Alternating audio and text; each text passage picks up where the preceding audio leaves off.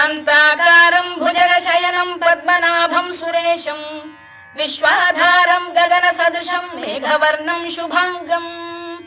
लक्ष्मीकान्तं कमलनयनं योगिधृध्यानगम्यं वन्दे विष्णुं भवभयहरं सर्वलोकैकनाथं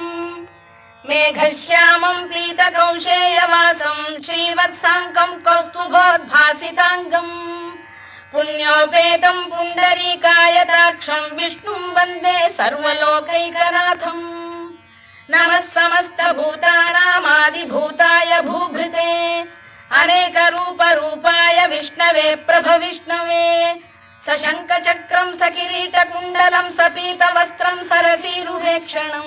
सहारवक्षस्थलशोभिकौस्तुभं नमामि विष्णुं शिरसा चतुर्भुजम् छायायां पारिजातस्य हेमसिंहासनोपरि आसीनम्